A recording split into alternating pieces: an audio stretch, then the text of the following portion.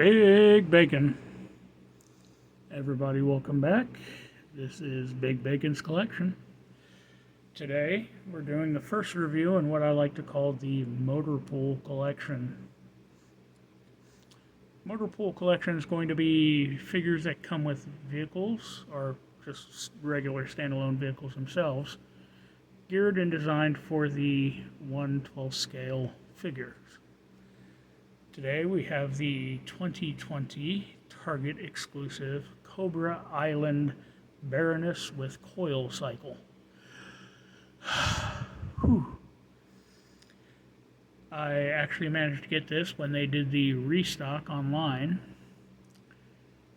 And yeah, trying to find this thing when it came out was, well, I'm sure if you're watching this, you're aware of what the situation was. So why don't we go ahead and get to it? We're going to start with the accessories and move on to the figure and close out with the vehicle. So this figure also does come with an alternate head, a motorcycle helmet, but I'm not going to waste that face sculpt by putting a motorcycle helmet on. So it's not out here because it will not be displayed that way. So let's start off simply with her dagger. This dagger has a curved blade design similar to a kukri, but far too small to actually be one. The handle itself is black with a beautiful hooded cobra head at the bottom of the handle. She comes with a pair of gold pistols. Now, if you've actually opened or handled or seen the Prophet Director Destro, this might look... Actually, I take this back. This is not that one. This is, I believe, Duke's, repainted in just bright metallic gold. And for the figure, I think this works well. As I said, there are a pair of those. And the last and most interesting accessory is this. This is a mechanical cobra. I'm sure anybody who's seen the cartoon knows that this is the kind of crazy crap that Cobra came up with all the time. And not only is it a mechanical cobra, it's actually a weapon. Now it's painted in this metallic silver. Got a small streak of gold down the back. And the inside of the hood itself is also gold. And there you are. Close-up look. Now this will actually, I'll explain how it attaches when I actually go to outfit her for the shelf. So now that the accessories are done, let's move on to the figure. Come to me, my Baroness. Now, appearance-wise, this looks like a very angry librarian. This lady looks like she wants to talk to the manager. The face sculpt itself is beautifully done. The makeup is not over-exaggerated. You can see the cheekbones there. The glasses that they put on there have these really interesting gold wings, I guess they're called, tips. And you can actually see through these. So, well, let me rephrase that. You can see through one side of these. The other one, I don't know if it just got fogged or if there was glue that ended up on it when they went to put it into the frame. But yeah, the one eye looks really good through the glasses. She's got this really great textured black and gray bodysuit on, which runs basically the entire length of the figure. But over it, at certain points, are armor bits.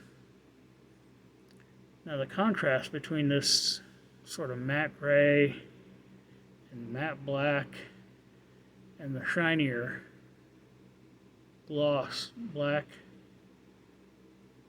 that's a beautiful contrast. Got this Cobra emblem right here on the chest, another on the belt, one on each forearm guard. I'm starting to think maybe her toilet paper is embossed with Cobra logos. Okay, the figure does have a free-floating belt. It does, if you just kind of tug down on it, stay fairly well in place. Got a sheath on this leg for the dagger.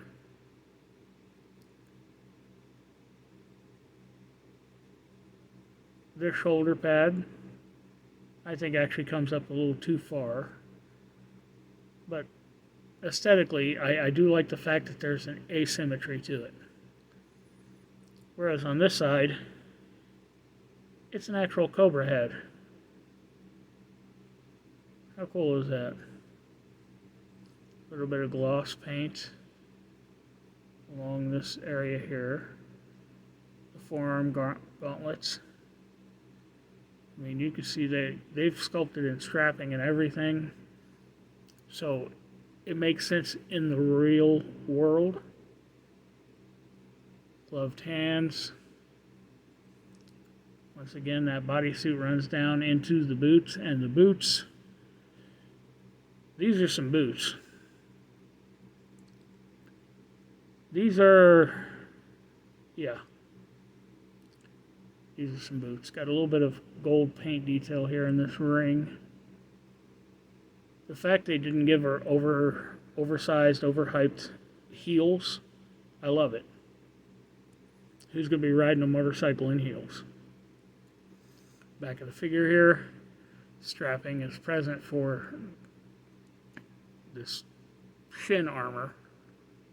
But it looks like up here it is an actual boot. So, I mean, I'm a little confused by that, but whatever.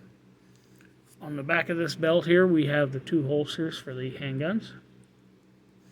We have this long, dark, flowing hair that is cut perfectly straight and makes absolutely no sense. I mean, no barber cuts that. I mean, look, the hair swept back. So, I mean, is she keeping it that way all the time so it stays even? Or does some actually lay in the front and then it just looks weird? I don't know. But all in all, I do love the aesthetic, the look, the paint. It all works well for me. Unlike the newer retro-carded version, these glasses do not come off. They are glued in. So, let's move on to the big boy. In fact, let's just move her completely out of the way so we can get a good look at the bike. Now, the bike, I am not impressed with. Yes, it does look like something Cobra would come up with. Yes, it does have a kind of cool futuristic look to it. It also looks like something that any other number of lines would come out with as a cheap vehicle.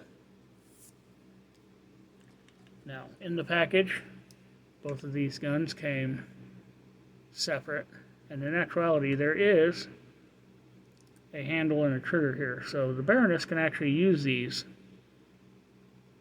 as combat weapons. But they have this huge peg here that's designed to peg into a hole in the side. Both sides get one. Now this side, we'll get to that in a minute. Let's start up here on the front. Large wheels. Got a little bit of yellow paint to just kind of break up the whole black, dark gray mentality there. Give it a sense of motion. Got a red fork, red fender, red armor plating, red windshield screen housing, a silver painted headlight. The glass they gave a shaded quality to. It starts off kind of bluish green down here and kind of becomes more opaque as it comes higher up. It is slightly articulated. I don't know why. Now, the handlebars and the wheels are interconnected. But as far as turning goes, you're not turning this bike all that far. Got a couple of gauges painted in on there. Cobra logo tampoed in. I have no idea what this .01 up here is, but it's also tempoed in nicely. You have the engine area. Got protective guarding here to basically keep you from burning your leg. But I mean, there's no realism to it at all. It's like so many generic sci-fi lines. Foot pegs here for when she's in the standing or leaning the bike position. Got a flip up kickstand, which, because of the way the tires, yeah, kind of come in handy. Back wheel, same as the front wheel, but no yellow. The seat itself is textured differently with a high gloss. I guess they're trying to recreate leather. The whole thing's got this kind of cheap metallic gunmetal color to it. You go back here to the back. Ooh, boosters. They're painted the exact same color as the outside. Nothing special about them. No, nothing. And I don't know if that's supposed to be a tail light. It's painted black or the dark gray, same as everything else. So if that's not a tail light, this bitch is getting pulled over real quick. Then we come around to this side, and oh dear God. Look, I get that you have to screw the two sides together somehow. 1, 2, 3, 4, 5, 6, 7 points. Just holes on this side. Now you'll notice I don't have the handlebar on this side. I'm not going to be putting her on the bike. It will be displayed with the not so ugly side facing forward. And since it came loose in the box and is a pain in the left ass cheek to get into place, I've opted to just leave it off. So all in all, the figure, outstanding. This bike, Now, I do not have the motor pool diorama setting set up yet, but I do have the figure. The figure can go on with the other figures for now. So let's get her decked out. Get her on her stand.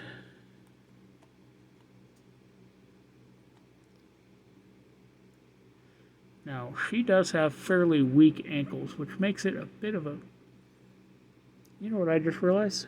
I forgot to do the articulation. Hair keeps it from going back. Forward, yeah, it's not terrible.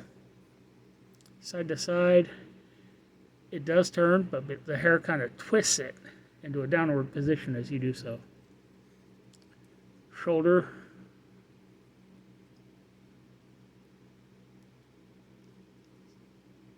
Do either of these shoulders actually?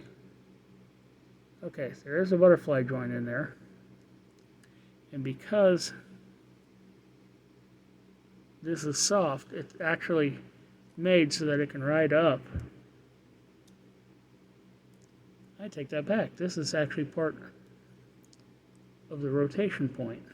So yeah, the arm does come up to 90 degrees. It does go all the way around, but if you're not careful, you're going to lose that shoulder pad in the process and have to readjust. Now, single jointed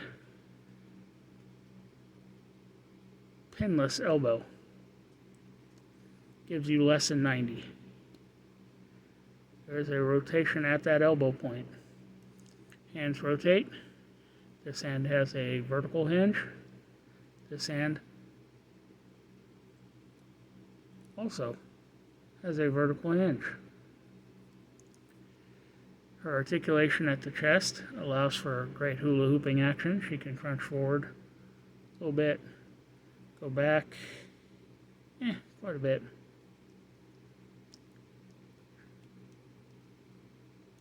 The rotation at this point is not good, but it looks like they gave her another waist articulation point, which is also really stiff and difficult to move. Legs, forward that far,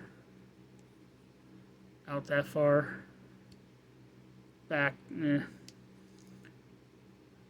side cut for rotation, double jointed knee, foot goes back, foot comes forward, front pin for rocker. Now that I've had to go back and make myself look like an idiot, let's get her decked out. Like I was saying though, the ankles on this are a little bit weak. It can make it a little difficult to get her to stand. So we're going to get her knife properly in the sheath.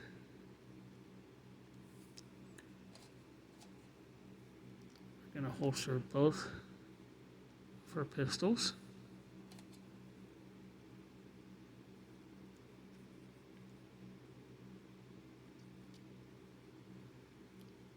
Aren't they lovely?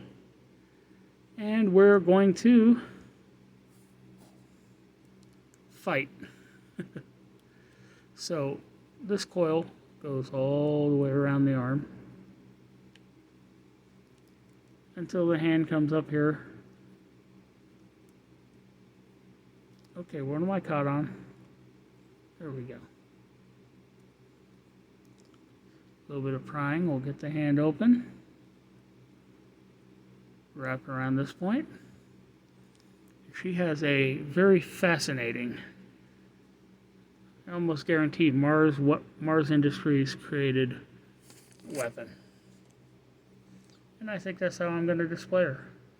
So, without any further ado, let's get her on the shelf.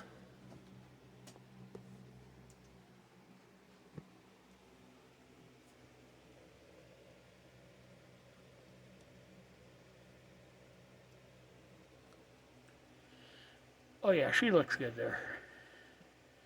Once again, I thank you all for stopping by. Be sure to like, comment, subscribe, share. Don't make me beg, people. Thanks for tuning in. I'll catch you next time.